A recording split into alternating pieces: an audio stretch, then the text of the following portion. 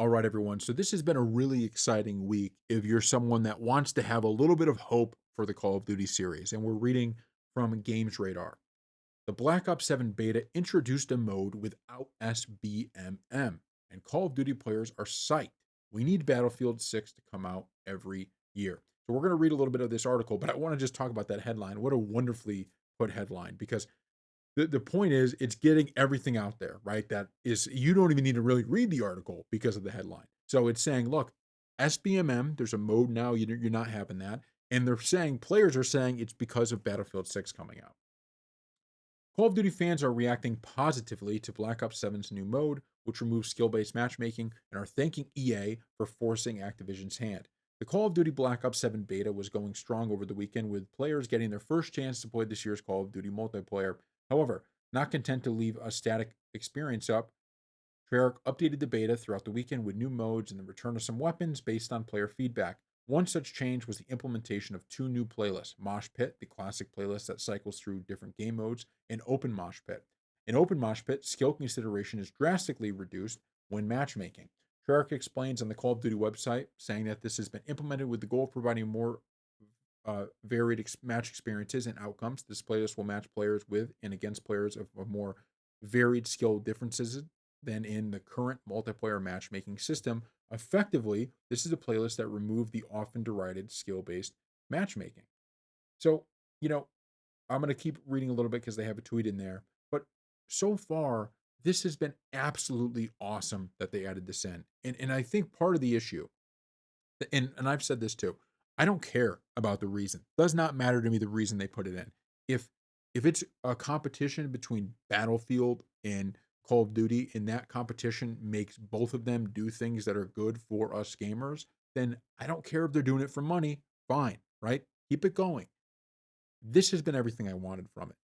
And it really is, I talked about this before the change was even made, but it really is, I think, the foundational issue that they needed to correct, because I think it really, it is the core gameplay loop, right? The matchmaking is the core gameplay loop. It is the part that gets you into these games. So if you're not getting into games with good connection, if you're not getting into games against players that are challenging you and also that are, you're able to beat, I just think it doesn't give you that fun experience. And it's interesting what they say, a varied experience. That's just the normal online experience. Back in the day when I first started playing Call of Duty, you'd get your butt kicked by players, right? To this day, I go into lobbies and I'm getting my butt kicked. And it is I understand there's a level of frustration when you're, oh man, I'm, getting killed again, but it makes you want to get better, and it makes you have to play smarter. Like even last night, I was playing a little bit, and I was kind of, it was one of those times when you're just kind of, I was watching something on YouTube. I wasn't even really listening, and it was casual. But then I started getting my butt kicked a little bit, and I said, you know what? I'm going to play just a little bit smarter here. It was a little bit of a challenge. It wasn't, hey, let me go about, a little over 500 every game, or let me get a 2.0, and it's like I'm not even playing online. And the other part of it is that the connection was good, the matchmaking times were quick. Like this is all great stuff, and it is the core part of the gameplay, right? And I obviously understand that like the movement and the weapons and the modes is the core gameplay loop. But what I'm talking about is if if the matchmaking isn't right, if that's not how it's supposed to be, and you can't actually get into these games, well then all it doesn't matter if you have the best game modes in the world. It doesn't matter if you have the best weapon balance in the world if you can't matchmake properly. Um, Moy Dog said this: Money is the only reason Black Ops 7 is making changes. Call of Duty is worried about their sales for the first time in a decade, and the players are finally being listened to. Probably 100% true, but it does, like I said, doesn't matter to me.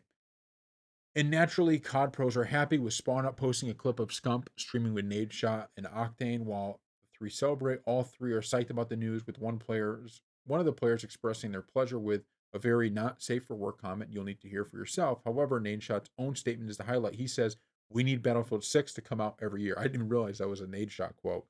While a funny comment in its own right, Battlefield streamer Moy Dog makes a point that Call of Duty's world about their sales for the first time in a decade, in reference to Battlefield 6 extremely positive beta reception, adding that the players are finally being listened to.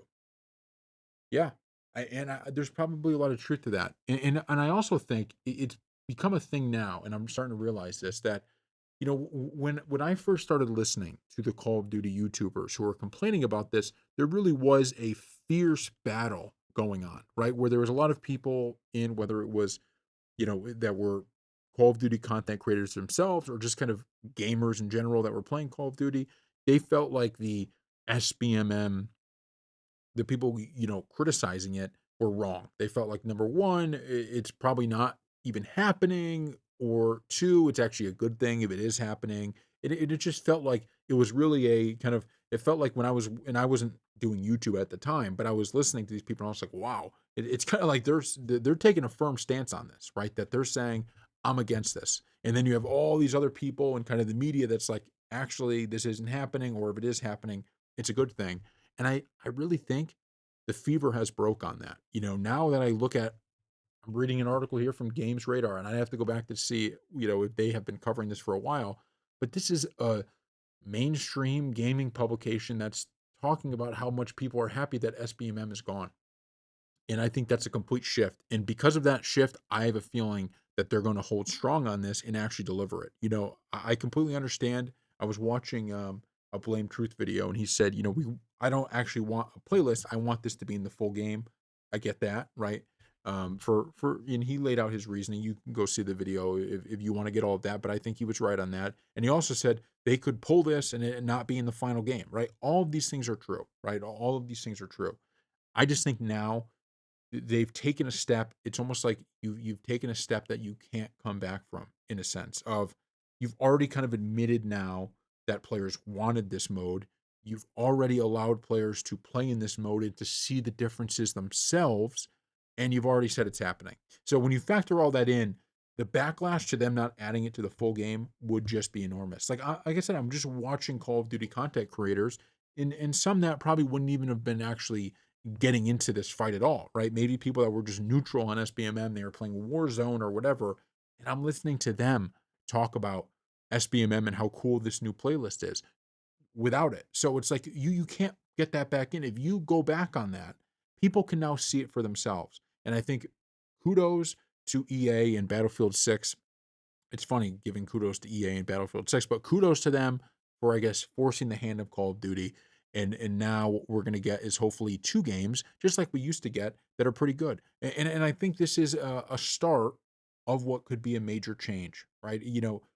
I feel like Call of Duty, they've been kind of, they've just felt like we are invincible for some time. And I think Battlefield 6 might have kind of made them feel a little bit like, maybe we're not invincible here, right? Maybe there is going to be a player base that won't come back if we don't make changes. And just, I just hope they listen, because like I said, this one change is enough to get a lot of those hardcore Call of Duty players back. The question is, when we go from there, like, where do we go from here?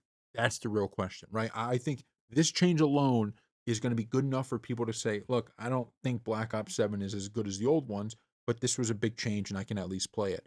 And then the key is to continue to build and deliver on that. And people don't mind, you know, um, buying a battle pass for a game they think is good. Okay. That's what Activision, that's what I guess now Microsoft, right? In a lot of ways, everybody making Call of Duty, that's what they have to understand, is that people don't mind buying a battle pass if it's something that they're like, I love this game. Like if Call of Duty 4 back in the day had a battle pass, I would have bought it, no questions asked. If Modern Warfare 2, if World at War, if any, I mean, back in the day, there was DLC, right? And we paid for the DLC. So, you know, I don't know if Call of Duty 4 had DLC. I think they did, but certainly World at War did. Certainly Modern Warfare 2 did. Uh, we're fine paying for it. Just please make a game that's worth playing, right? Please make a game that is worth playing. And I'm definitely someone who takes it a little bit maybe too easy on a lot of these games. Like I could, even the boring Call of Duties I've actually still played and had fun with.